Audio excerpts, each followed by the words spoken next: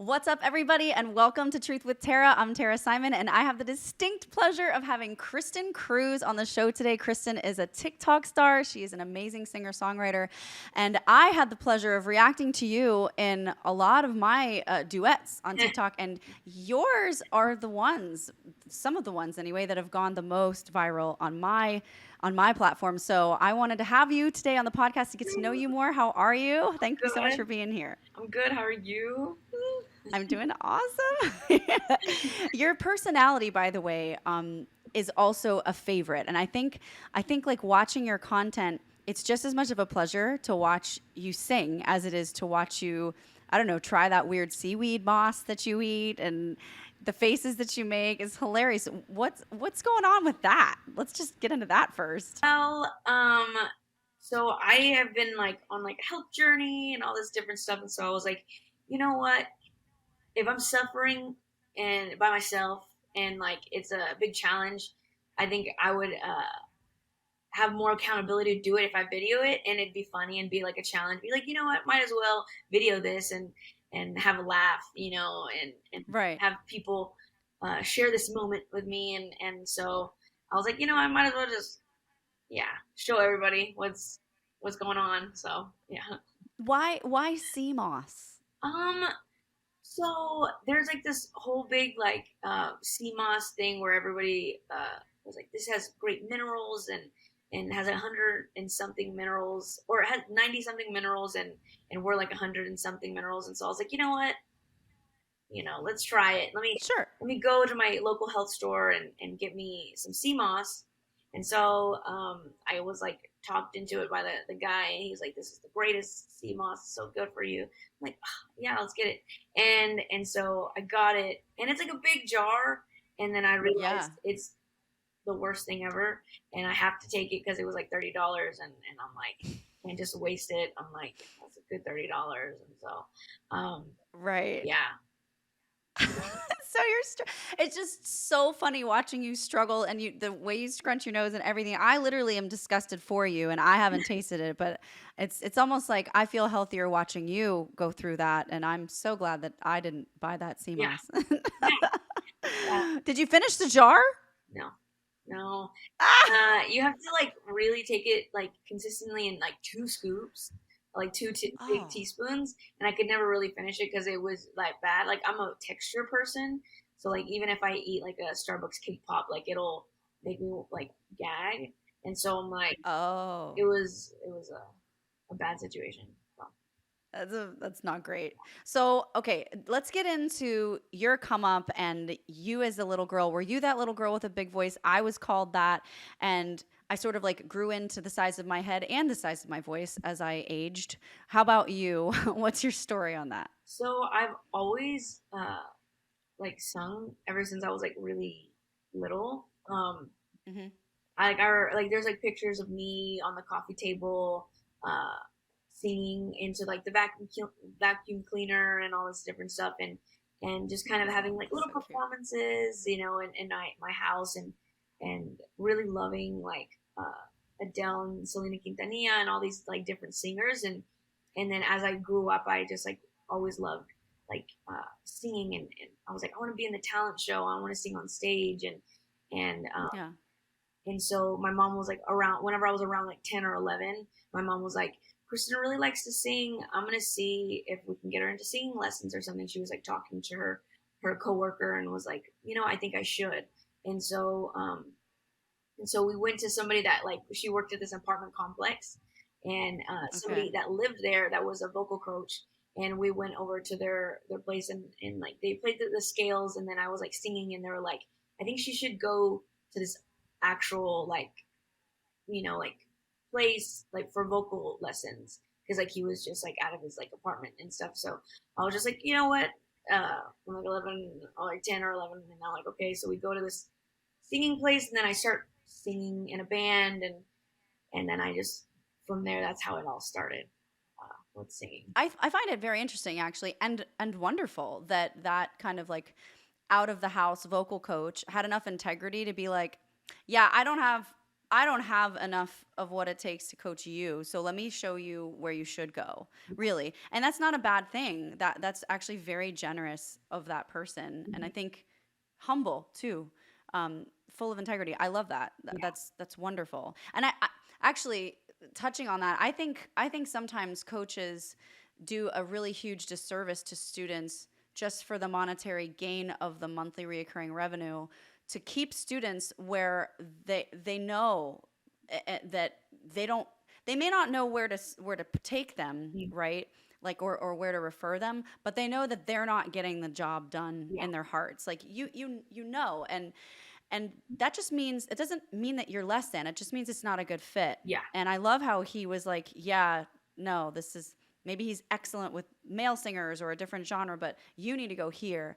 I really find that to be exceptional Yeah. and rare. That's wonderful. Yeah. So when did you know, like for me, I can tell you that, you know, when you grow up and you are asked every year in class, like, what do you want to be when you grow up, and you write it down on a piece of paper and you submit it, and then the parents read it, like, oh, cute. And it always changes, right, for everybody that I've ever known, all my friends, it always changes. My sister, my gosh, she she changed what she wanted to be, like 8, 10, 12 times, right, every week. Sometimes it was something different. Yeah.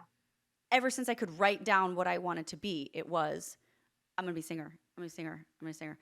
Was it the same for you, or was there an age where you were like, okay, now I get it, this light bulb just happened? Yeah, it's always been being a singer. I think it's so funny, Wow. uh, because ever since like I've always music has always been a big part of it, and I've always remember like the song would be playing and I'd be like performing, and I'd be like singing the song, and I'm like on stage in my mind, and so Hmm. like I've always been like, oh my goodness, like that's my dream, ever since I Yeah, was a child. So that's awesome. So what's your why behind singing?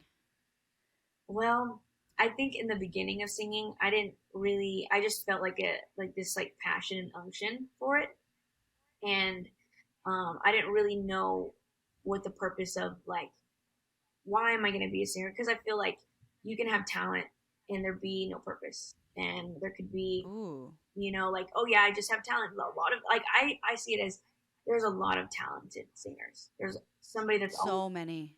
yeah, there's always gonna be somebody that's probably better than you or can do more Yeah. runs than you. But I think that the purpose behind it is what really matters, and the purpose of the singer.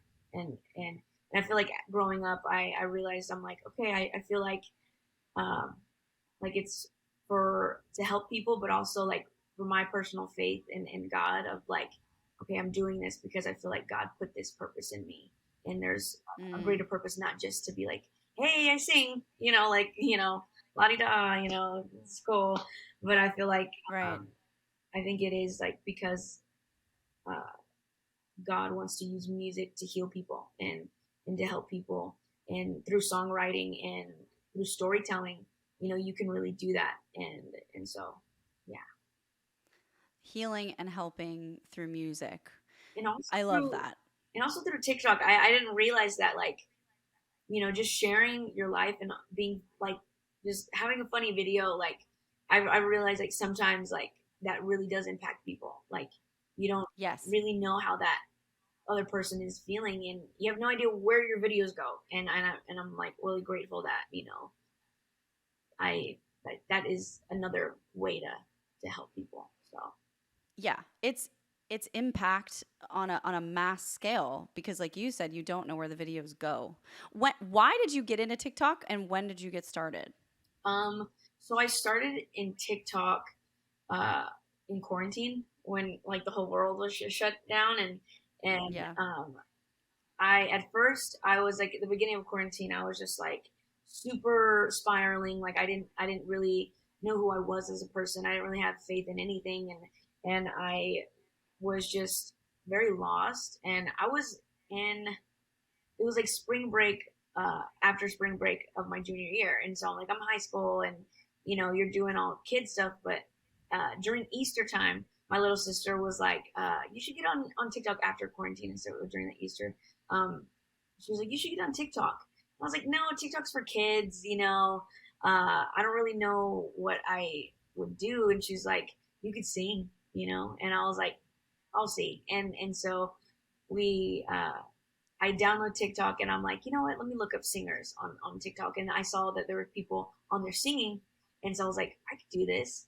And from Yeah. there, I was like spending hours a day just sitting making TikToks and they were getting nowhere, like just like 0 to 20 like views.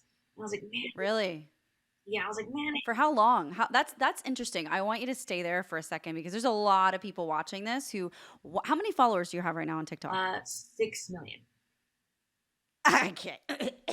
Right. Okay. So between now and COVID, 6 million, Yeah. right? That's literally 3 years ago. That's insane growth. That's 2 million a year on average. So how long though?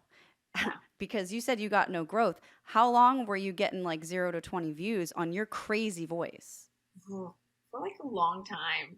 For like a good like I don't know how many months it was. Like it was like a struggle. Like it's always been Wow.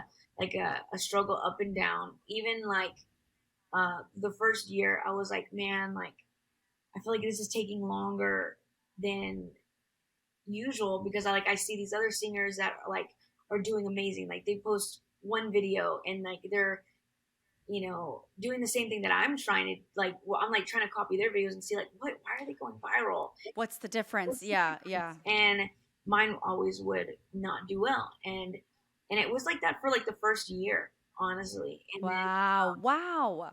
And so randomly, uh, but I did have one viral video. It was still during. It was like maybe like a couple months after I started. But after Okay. that viral video, it was like like down, Right. and so I was like, okay. But I was just like in my kitchen, and I was like, you know what? I had a feeling, and I prayed. I was like, God, what am I supposed to do with my life? Like I've been doing this TikTok thing, and I see no results. And then earlier, like later that day, I had a feeling. I was like, let me just set up my camera in my kitchen real quick, and let me just sing a random song, you know.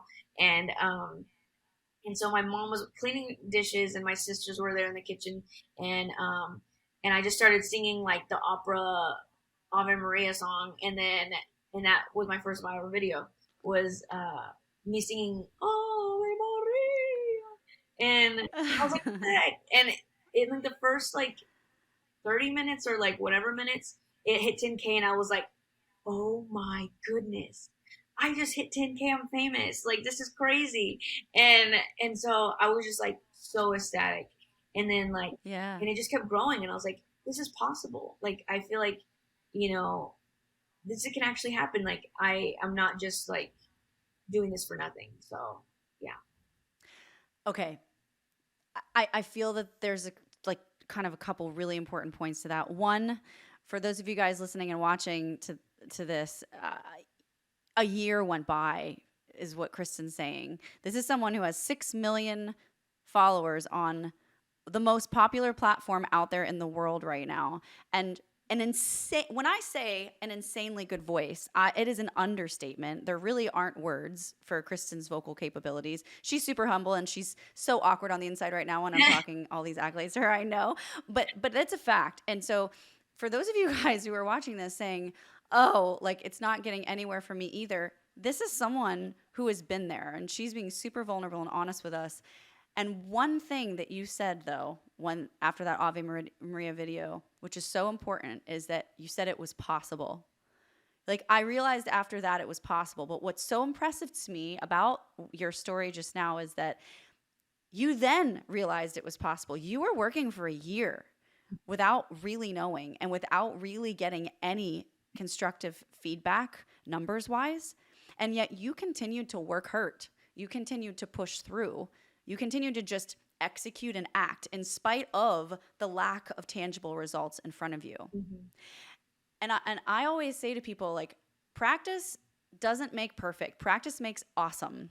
Mm-hmm. And so does consistency and work ethic. Like you may not end up where you decided when you started that you wanted to be, but you most certainly will end up somewhere really great. Yeah. And for you, yeah, it may have taken you a year, but that one little moment for you was enough Mm-hmm. to say, yes, I'm going to keep going. So I have a question.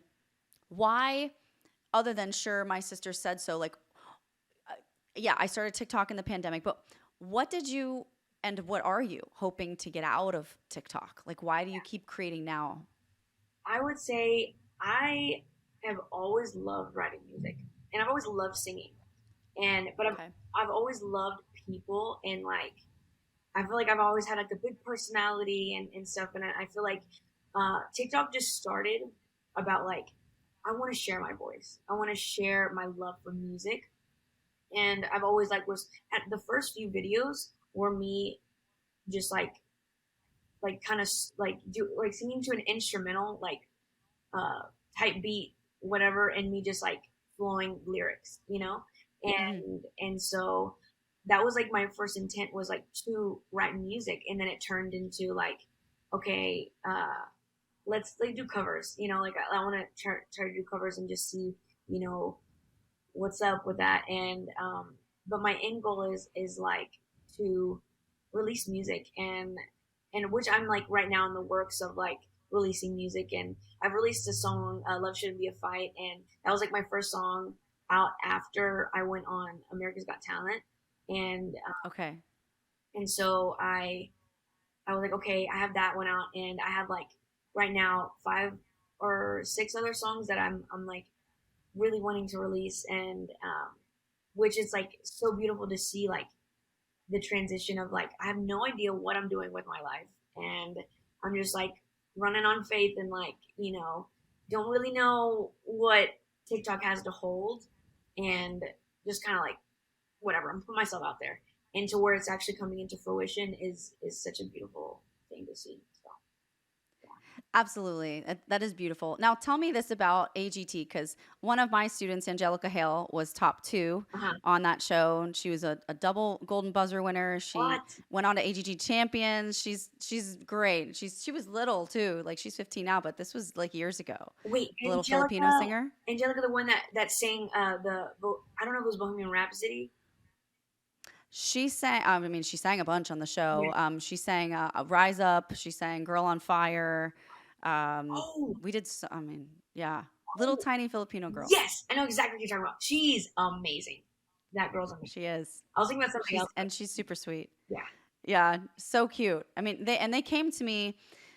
I first met her like right when she got through the major like the more cattle call rounds of the Mm-hmm. show, right? Mm-hmm. And so, I mean, we took her through the whole show and then the champions and still now and so I know a lot about the inner workings. I was on X Factor, had students on Idol and The Voice, and I know a lot about the inner workings of those shows, the guts behind them, and the backstage moments. And when were you on it? First of all, was it before or after you kind of started going viral on TikTok? And what was your experience like on AGT? So it was after I uh, had been going viral and stuff. I was at like maybe 900K. Uh, Okay. um, and so, and then they invited me onto the show. But I was like auditioning for like America Got Talent, all of the singing shows since I was like really young. Like I would say maybe like 15, 16. And for years, Wow. I would always audition, and it was always no.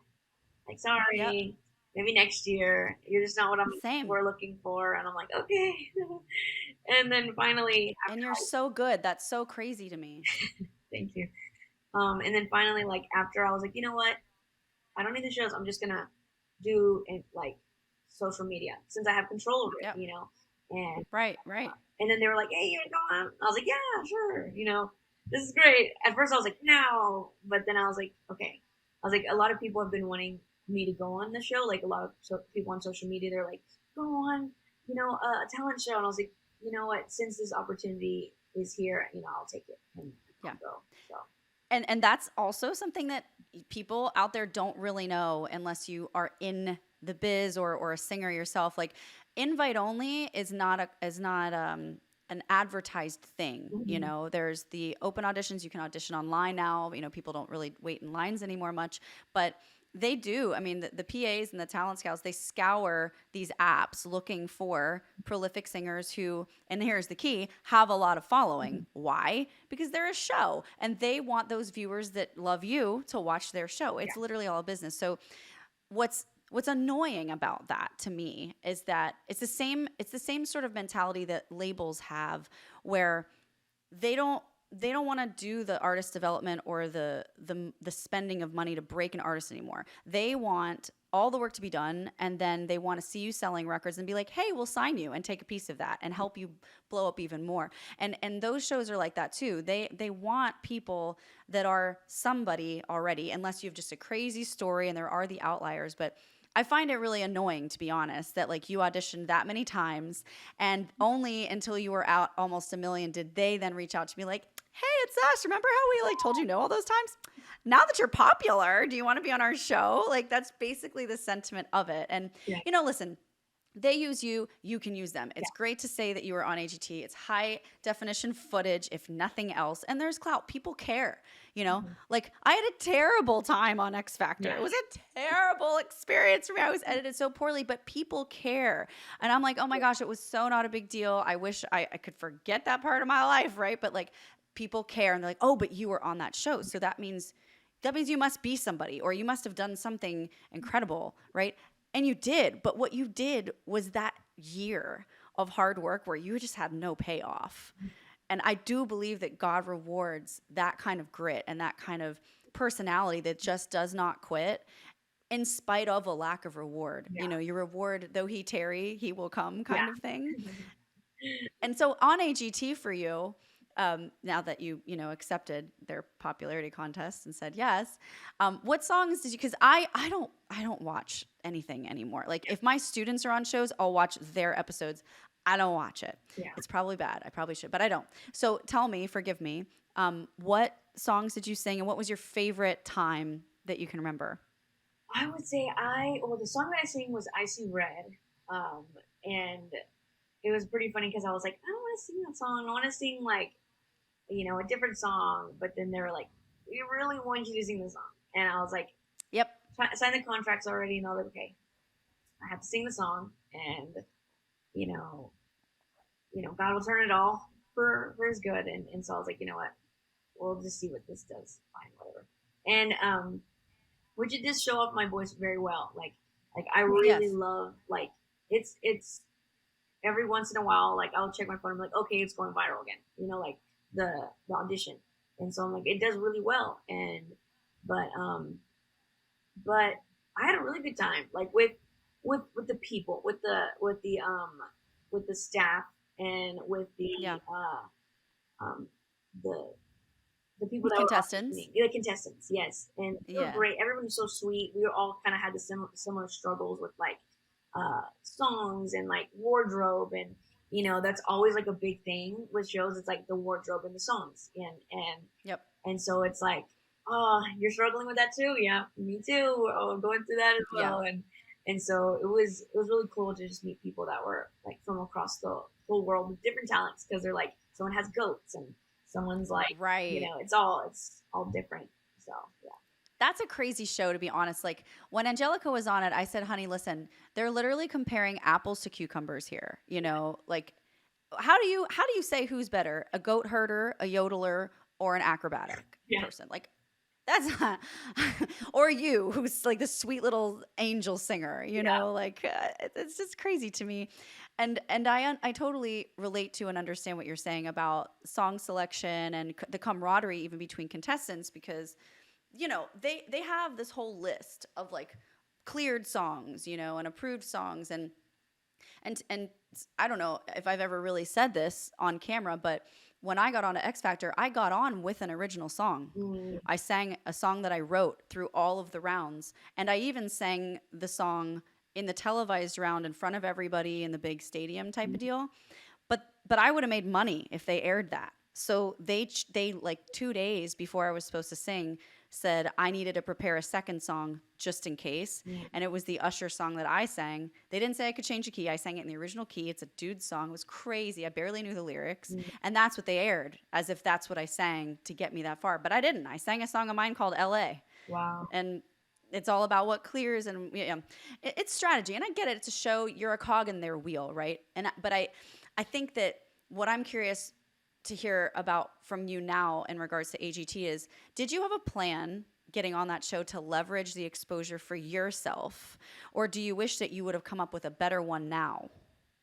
I think it would like I think I would have, if I had like a team, or like if I had more knowledge about it, I think I would have leveraged it better, because honestly, like I've honestly been doing it by myself. Like I'm like figuring it along the way. I'm like, what is a manager? What do I do with that? Like, um, how do I get a team? You know, like what, like I'm like spinning songs, like trying to do songs on my own money, and I'm like only getting like a little bit of TikTok money, and like it's like a couple cents, and I'm like, okay, I don't know what to do, and like going on AGT, I was like, you know what, like this would be great, and even though like I was like, I want to do it, I'll do it, and get the exposure, and hopefully that'll like help my career, and but I feel like I kind of just was winging it. I'm like, I don't really know what I'm doing, and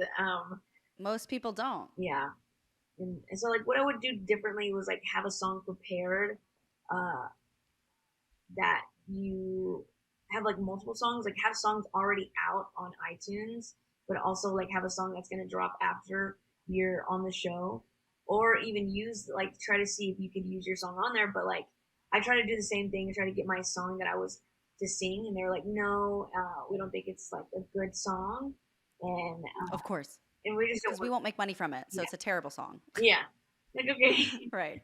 and Yeah. so yeah, I would say I would. So what you're saying to me, it is the plight of, I would say, 95% of artists out there. Artists that don't say it are experiencing this, and artists that do say it are Mm-hmm. experiencing it. And I've come across so many talented singers who allude to the fact that they don't know the business of music. Mm-hmm. It's not something that's taught in music theory class. And even if you go to college, unless you go for music law or actual music business, if you're a vocal performance major or if you just have loved to sing, you don't know anything about publishing or distribution or music law or streaming or playlisting or any of that stuff. How to find a manager, when do you need a manager? All of these things that are literally the backbone of any artist's career, especially when you're talking about scaling. And I just think that's such a travesty. Yeah. And I just wanted to encourage you because I sense that in your voice, and I want you to know you're not alone, and there is no silly or dumb question to ask ever to anyone. And if Mm-hmm. anyone makes you feel silly or dumb, then they're not worth talking to, Yeah. because you're so talented, and I know that it's lonely on a mountaintop, right? I know that it is difficult to wing it and go it on your own, and you start from nothing, like you say, on like a TikTok app, and then you get some traction, and then somehow you find yourself on AGT, and you're like, okay, well, I'm on this ride now, but like I don't have the infrastructure to really leverage this, and now I'm at 6 million, and now I want to release music, but like how much are you making on TikTok? Are you like, you don't have to give me exact numbers, but are you able to afford on your own funding a proper music project? Yeah, I would say that with different streams of income, and like with like streams on like the cover or the couple of songs that I have, and then like the cover, and then also um, from what I was getting from Instagram, but they told no more bonuses. But they were barely doing anything. Oh, TikTok doesn't pay well, but brand deals and stuff like that they do. okay. So like Okay. that's basically like where like a lot of TikTokers and people get their income is from like brand deals. So Right, right, right. And so, and you're doing some of that. Yeah. mm-hmm. Okay. So, yeah, I mean, with brand deals, you're kind of at least justifying the existence of the work it takes, but then, funding your own music projects. And then I got to then either pay a publicist or pay playlisters to get on a playlist and find a way to monetize my investment. It's all very soul crushing, and none of it seems very artistic, right? And the problem with artists is that all they want to do is sing and make the music that they love. Yeah. But there's this entire other chasm that's like this deep, dark, like abyss that they look down and they're like, I don't want anything to do with that. I need a manager. But then the manager's like, if they're worth their salt, they're like, yeah, but you don't have enough to manage.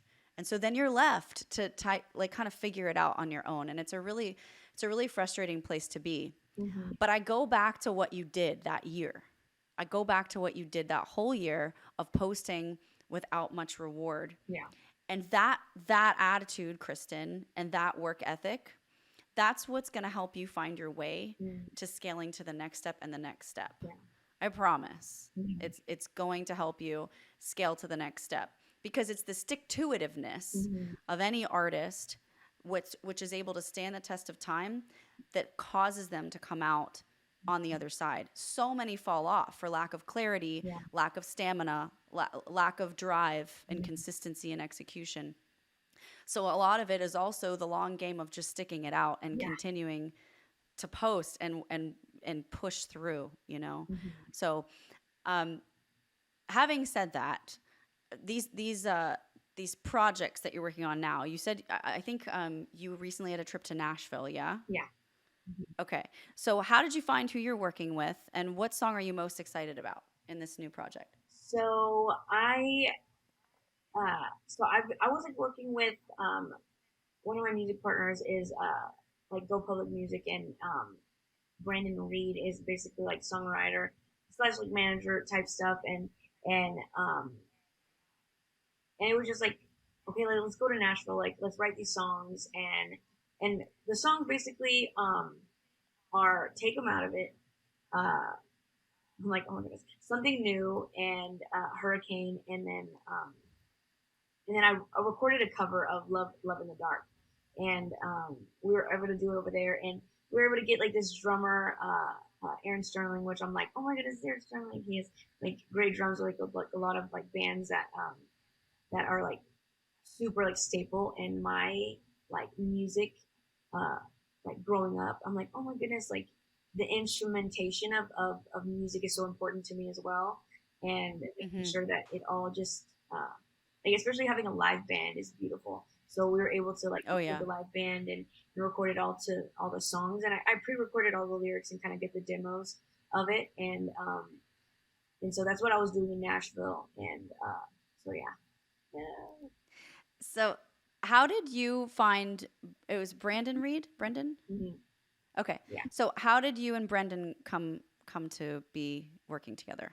Honestly, it was like through a friend that I met at like church one day, and I was like, "Oh, like you know any like producers?" And then he was like, "Yeah," because I was like, "I want to make music, and I don't really know what to do," and so I kind of went with my friend's recommendation, and so we just started making music from there, and it's been great. So yeah, I asked because I think a lot of artists that are coming up think that in order to feel legitimate, they need to work with someone super legitimate. yeah, And it needs to be this like, cloudy, I have a brick and mortar in Nashville and one in New York and one in LA. And we are on a wait list and I was chosen to, be represented by them. And what I say to that is find that friend or find that person that's willing to come alongside you that's not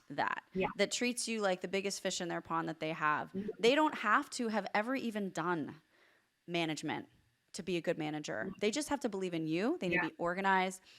They they don't have to have big hit songs to co-write with you. yeah, You guys can create the big hit together. mm-hmm. I think people always want to ride a horse that's won. Yeah, And when you bet on yourself and do that service to bet on someone else, I've always found in my business that, man, the dividends of betting on a horse that's not won pays off so much because the gratitude and the inspiration from that person that they want to prove to you that you made the right decision is so high and so on the forefront of their mind with everything that they do that it's worth so much more. And I get so much more out of those people than I ever would with someone who thinks that they're doing me a favor yeah, by me working with them. yeah.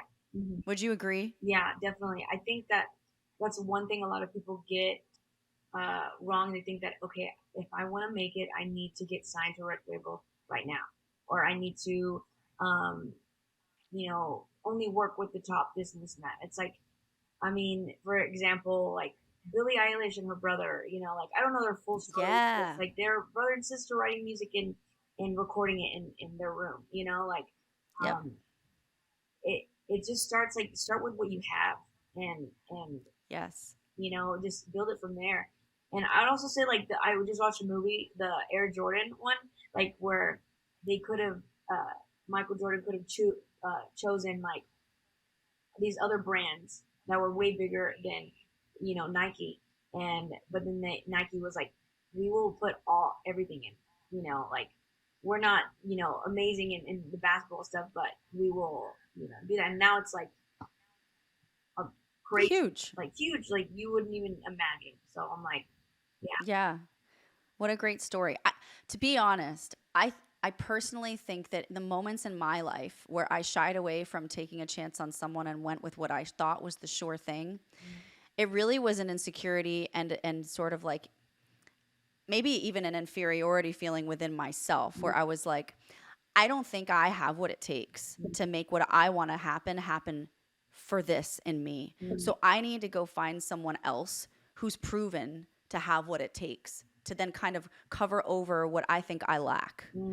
And I think that's a scarcity mentality within the capability of oneself that a lot of people, it's like a deep thing though that a lot of people don't realize. I didn't realize until actually recently, you know. And I'll give you an example. I've been working on some music, and I'm starting a record label in the next year or two. It's a lot of work to start a label. You got to trademark the name, and there's a lot of legal stuff. But Red Pill Records is something that God laid on my heart 2 years ago. It was as a calling. I think starting a label is a terrible business decision, and I actually have no interest in it. But I do believe I was called to do so. But I truly have been a singer. I've been a performer, a vocal coach all my life. Yeah. I love my life. I don't really have any desire to do more than what I'm doing now, but I continue to be called higher to do more for whatever reason. And the thing is, I made this music, and there's one song that's absolutely stellar, and I felt like I needed to get someone to help me push it to like another artist, a bigger artist. Like, let's pitch it to Bieber, let's pitch it to Dua, let's pitch it to Taylor. And I was working with people who had those connections and who could do that. Yeah. And I was totally like up for it, like, yeah, let's do it. And we did. And when it came back and I got this really weird feedback, like, oh, it's a great song. Yeah, absolutely. There's not really any kind of scandal to it. And that's kind of what we're going for right now. Major labels said this, not like actual artists, of course. I was like, wow, that's really where music is. It's super, super evil at this point, in the center of it all. And if there's not some sort of twisted, like left of center scandal or darkness to it, in at least in a subliminal form, they're not in it.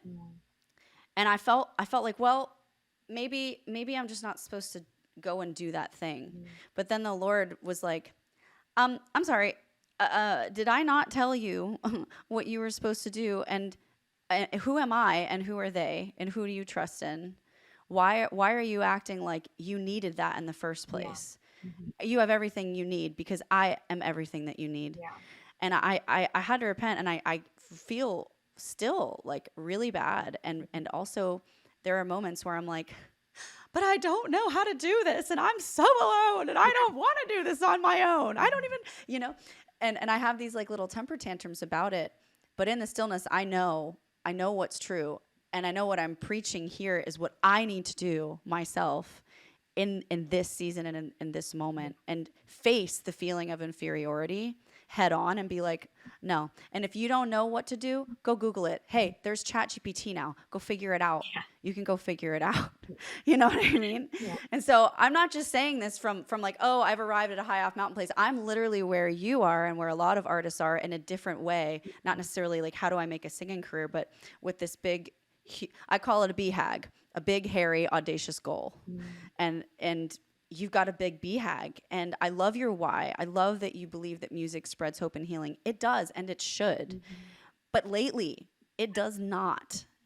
The stuff that's out there is actually like soul crushing and life killing and really generational cursing.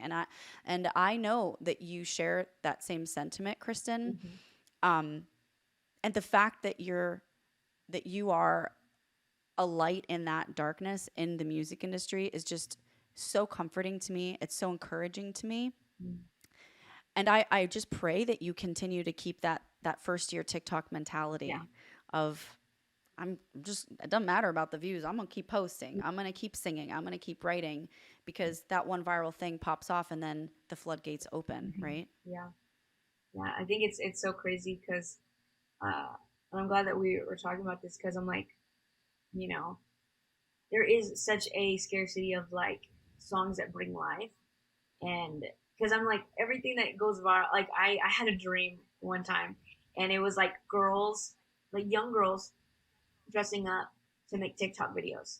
And there was like a song in the background, and it was just showing just a bunch of girls that are doing this, but it was like it wasn't their authentic self. It was like a more of a, like they had to be something and like a like show off their body and all this different stuff to So much. feel like they fit in. And I felt like I was like whenever I woke up from that dream, I was like, I don't want to add to that. I don't want to add to that culture of young girls feeling they have to show themselves and then or to think that just like kind of listening to music that they're like, oh, it won't affect me, but truly what you listen to, what you feed yourself will impact your life.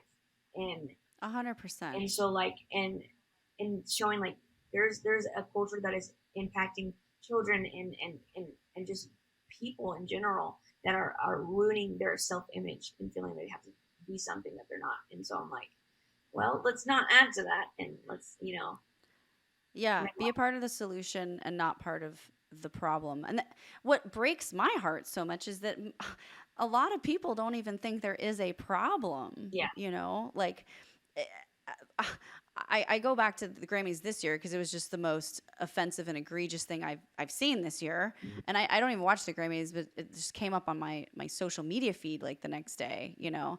And I was like, how in God's green earth does the Grammy board allow this on their stage? How do the television networks allow this to be televised and fed through to people's televisions? And this is the worst part. How do parents let their kids sit and watch it? Mm. And for me, like when I spoke out about it on my channel, I got mostly comments, like 95% of the comments saying, why do you care? It has nothing to do with you. Stay in your lane. If the kids don't like it, they can go into another room. He's not doing anything wrong. It's artistic expression. I would, of course, then I'd be accused of like, oh, you hate LGBTQIA, blah blah blah blah blah. You did it. You're judgmental. And it's like, do you not see? Like, don't like you literally like there's nobody home, you Yeah. know? And that's the scary part for me is that truly at the end of the day, labels, Grammy boards, TV networks, entertainment industry, music industry, they chase money. Mm. And they follow the dollar. And we as consumers spend the money. Yeah. And so if we as consumers just stopped spending the money or streaming those things, they would cease to exist. Yeah. Because labels themselves aren't evil. They just want to make a lot of money. Mm-hmm. So wherever the dollar is, that's where they're going to go, and that's the content those are the artists that they're going to sign, Yeah. right? And so there's a systemic problem I believe in the heart of us as a human race, as a society, and in particular in America, where we love that twisted scandal. We feed off of it. And so my prayer is to re-educate people. Not just, I'm not going after labels or Grammy boards or TV networks. I want to talk to you and I want to talk to people and say, you may not know that there's something better to eat than McDonald's, but I promise you there's filet mignon Yeah. and it's good. Yeah.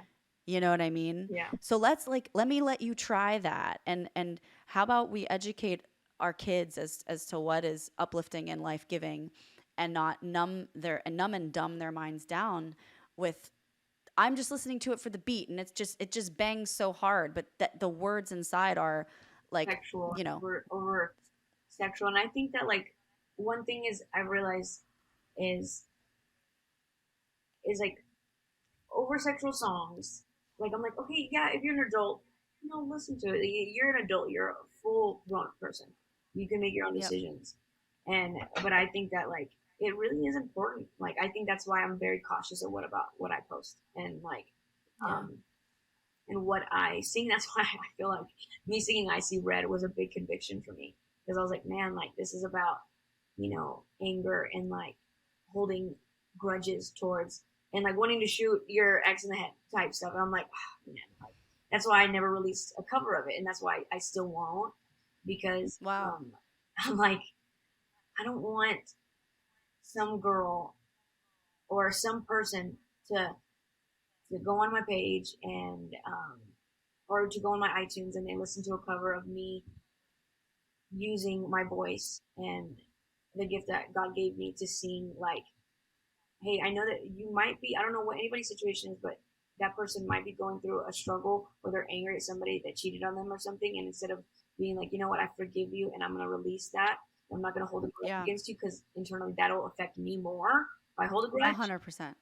Yep. Instead of letting that go, they'll listen to that song like, yeah, forget him, and become even more angry and feed into that lie, Right. And so I'm like, yeah, I'm not gonna feed into. Yeah, and yours was the voice that was like the backing track to that kind of narrative in their life. Yeah, I get it. And unfortunately, artists, man, their work is stuck in time, you know? Like think about Camila and who I've spent personal time with Camila on X Factor. We're in the same season. She's a very sweet girl. But think about her and what's his name that she was dating, and they did this song, I love it when you call me señorita. I can't remember his name. He's a famous singer. Anyway, they're dating and that song's out there. They're not together and that song's still out there. Like things stay when you are in the music and entertainment industry. And good for you. You know, we evolve, we learn, but even more so of a reason to be careful and thoughtful and using our discernment to what we decide to release, because you can't unsing a song once it's out there. Yeah. You can take it down, but I mean, people still have it. Mm-hmm. You know, you can take down a YouTube video, but people can still screenshot that and Yeah. still just, I mean, nothing's ever gone once it's out there, really. So I love your exercising of discernment on that. And where can we find you? You know, for those of you who are watching and listening, if you don't know Kristen and you're not on her journey, you really need to be, because I'm telling you, this girl has another few of those after the first year of TikTok posting moments where she just has a big boom. So to follow her, where do we go, Kristen? What do we do? So you can go on all my social media platforms. It's Kristen Cruz. It's just my name, but it's Kristen and then extra N, and then it's CR usually. So Okay. I didn't know there was an extra N. Is that in your real spelling of your name? no, it's just because I Okay. couldn't get my name, so I was like, let me just add Right. the letter somewhere. So Sure. Okay, well, that's good to know. Double N, K and a C instead of K and a K. Kristen, I love your heart, honey, and you have a friend and a fan in me. I would love to collab with you at some point and sing with you. Your voice is crazy good. I think that would be super fun, and I just want you to know that if there's anything I can ever do for you, or if you want to use me as a resource, you've got that. And thank you for sharing your heart and being so vulnerable and so honest today thank you. on Truth with Tara. Thank you so much. Yeah, if you want to do any vocal lessons, I would love Okay. that. All right. Yeah. Actually, we'll have to set that up. Yeah, Let's set that up we for should. sure. Yeah.